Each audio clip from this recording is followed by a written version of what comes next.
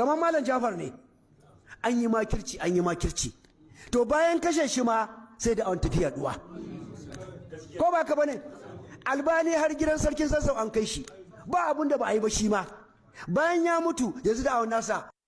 an fi ma sauraron sa ma fiye da yana da rai. Kai kun gani din nan, ina tsammanin bayan na mutu a lokacin ne wasu su neman kasa ɗina masu ji, za ku gani kuma insha Allah, saboda ita gaskiya ai ba boye ta, in ka hana ta bulla ana za ta je ta bulla maka can ka ji bulta bulla. Na tuna wata tsohuwa, wani ne yake gaya mini, wata tsohuwa ne ko wani tsoho ne, a lokacin da na zo nake maganan hoto, cin hoto haramun ne, ina jin ya kai kaman shekara about ko 15 years ne, farkon ina jin dai na dawo daga Madina, ko ya kai 20 ko ma over 20 years ma, da na faɗa wani tsoho ne, ina jin a nan cikin garin Bauchi ne ko a ƙauye ne, sai ce tsohuwa ce ko, sai ta ce yawwa, me ta ce a wajen wani malami tun tana ya ta ce sama, ina a lokacin ba ta ce sama da shekara 70 ta taba ji a wajen wani malamin su tana yarinya ya ce hoto haramun ne, ta ce bata sake ji ba in ban da yau. Wallahi wata tsohuwa ne ce bata sake ji ba,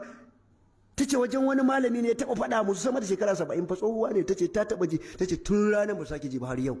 Da me ka gani? Gaskiya ta bulla,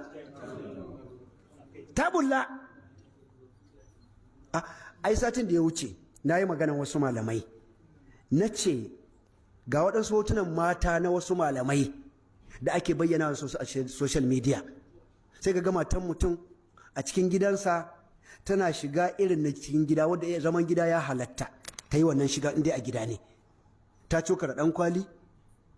ko kuma ba hijabi, kaya rake-rake, amma an zo an yada ma duniya ko matan malamai ne. To sai malaman da almajiransu suna kokarin su kare wannan abun cewa ai a cikin gida aka dauka, sai na ce to mun ji a cikin gidan waye ce ku dauka,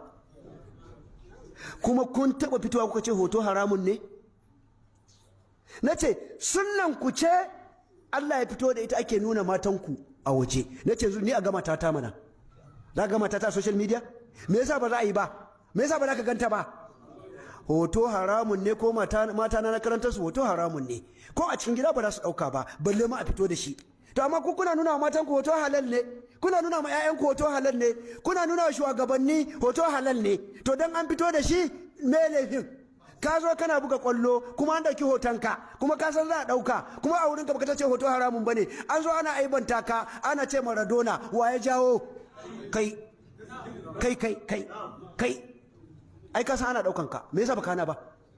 Kai ne, sunnan ku ne aka fito da ita, sunnan ku ce, kuma wallahi in ba ku dawo kan gaskiya ba, wala asirin ku ya dinga tonuwa kenan. Sanadiyan hoton ka tsine maka, a zage ka, kuma kai ne mai laifi. Farko ka san annabi ya hana hoto, an hana hoto, hadisai ne kaca duk littafin da ka sa hannu ka dauko na hadisi ne sai kaga haramcin hoto. Kun ɓoye, kun ki gaya wa matanku, kun ki gaya wa ƴaƴanku, kun ki gaya almajirai, kun ki gaya wa ƴan siyasa, kun ki gaya wa sarakuna. Kai satin da ya wuce din nan akwai wani babba a garin nan ya kira ni na je, saboda na je masa jalje, na yi masa jalje ce in zo ni, yana da sarauta, abin da ya same shi na je masa jalje, na zo fita na ga polarsa da hoto,